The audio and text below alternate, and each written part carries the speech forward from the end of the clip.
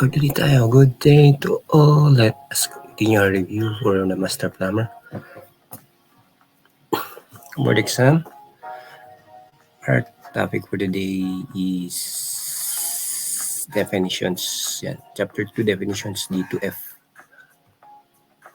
Wait lang. Lipat natin sa kabila. Para makita ko. Okay. Before we proceed, please subscribe to this channel, BRICE Academy at Consultancy, or at BRICE AC and MCGL channel and greenfriendforever. To get access to membership perks, please join this channel. Click the join channel and choose the membership options you want. So, nandito pa rin tayo, no? Plumbing terms ng plumbing code. Yan. Chapter 2 definitions. Tatapusin natin yung F. Hopefully, before, within this week, matapos yung hanggang terms na Y, no? Kasi wala namang C para makahabol sa pinakamalapit na board exam ngayon, July 2023. Okay, definitions. DEF. D dead end, the extended portion of a pipe that is closed at the one end to which no connections are made on the extended portion, thus permitting the stagnation of liquid or air therein. Department having jurisdiction, administrative authority, and includes any other law enforcement agency concerned by any provisions of this code, whether such agency is specifically named or not. Develop length, the length of a pipe along its center line and fittings. Diameter, unless specifically stated, the term diameter is the nominal diameter as designed commercially. ID denotes inside diameter of pipe and OD denotes outside diameter of tube. Tago muna tayo. X. Domestic sewage. Liquid and waterborne waste derived from the ordinary living processes, free from industrial waste, and of such character that permits satisfactory disposal without special treatment, is discharged into the public sewer or into a private sewage disposal system. Double bend fitting, a pipe fitting with adjacent reverse bends and shaped like the letter S. Double offset, two offsets in succession or in a series such that center lines of the outside ends are in the same straight line. Downspout, vertical portion of a rainwater conductor. Drain, pipe which carries ground and surface waters, storm water or wastewater into a building drainage system. Drainage system includes all the piping within public or private premises which convey sewage or other liquid waste to a legal point of disposal that does not include the mains of a public sewer system or a public sewage treatment or disposal plant. Dry vent, a vent that does not carry liquid or waterborne waste. Dual vent, and C-unit vent na lang. Tapusin naman natin. Pag nasa U na tayo, yan yung meaning ng... So, yung dual vent saka yung unit vent, same lang siya. Durham system, a term used to describe soil or waste system where all pipings are of threaded pipe, tubing, or other such rigid construction using recessed drainage fittings to correspond to the types of piping. Effective opening is the minimum cross-sectional area at the point of water supply discharge measured or expressed in terms of number 1, Diameter of a circle. 2. If the opening is circular, the diameter of a circle of equivalent cross-sectional area. This is applicable also to air gap installation. Existing work. Ongoing installation of the plumbing system or any part thereof which has been installed prior to the effectivity of this code. So F na tayo, family. One person living alone or a group living together, whether related to each other by birth or not.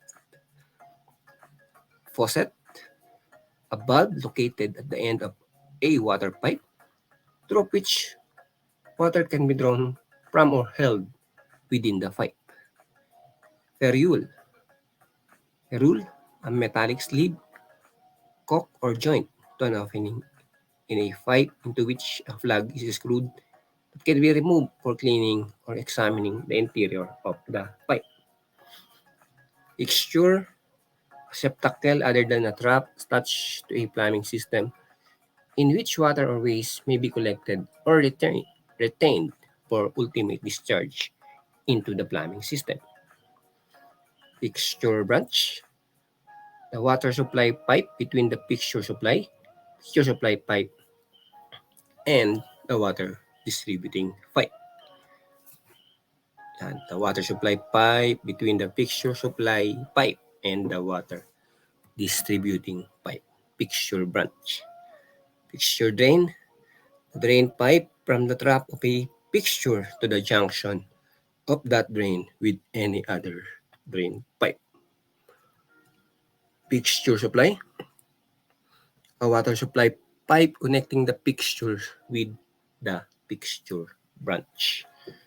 So yan, magkadugtong yan, fixture supply saka fixture branch, no? So, supply pipe between fixture supply pipe and the water distributing pipe. Ito naman, water supply pipe connecting the fixture with the fixture branch. So, from fixture to fixture branch, yun yung fixture pipe. Fixture unit is an arbitrary quantity in terms of which the load producing effects or water requirements on the plumbing system. Different kinds of plumbing fixtures are expressed. Some chosen scale.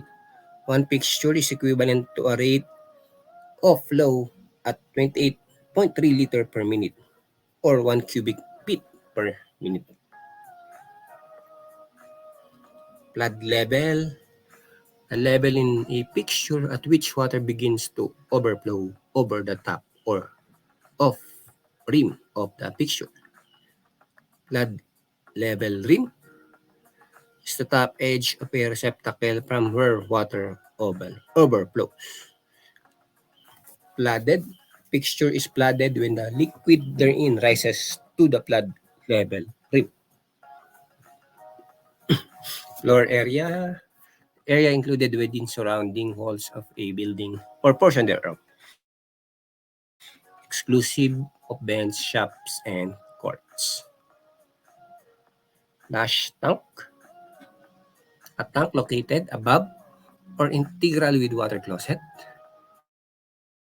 urinal, or similar fixtures for flushing or removing excrement in the fixture. Flash bulb is a device located at the bottom of the tank for the purpose of flashing waste, water closet, and similar fixtures. Flashometer tank is integrated with an air accumulator vessel which is designed to discharge a predetermined quantity of water into fixture for flashing purposes. Flashometer bulb is a device which discharges a predetermined quantity of water into fixtures for flashing purposes and is actuated by direct water pressure. So yan, makikita nyo dyan, may flashometer bulb, flashometer tank, flashometer bulb o flash tank. No? Pag bulb device yung ibig sabihin, sinasabi, no? gaya nito, flash bulbs, flashometer bulb device. Siyempre, pag tank, itong yan, flash tank saka flashometer tank.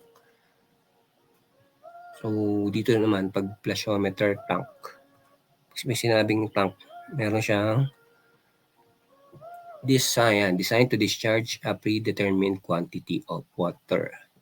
So, parang mayroon siyang gauge, may metro siya ng limit ng pag-discharge. Ito naman, yan.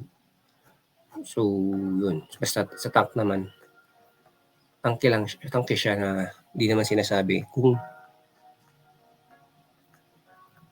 meron lang standard na volume ng water pag pinlash.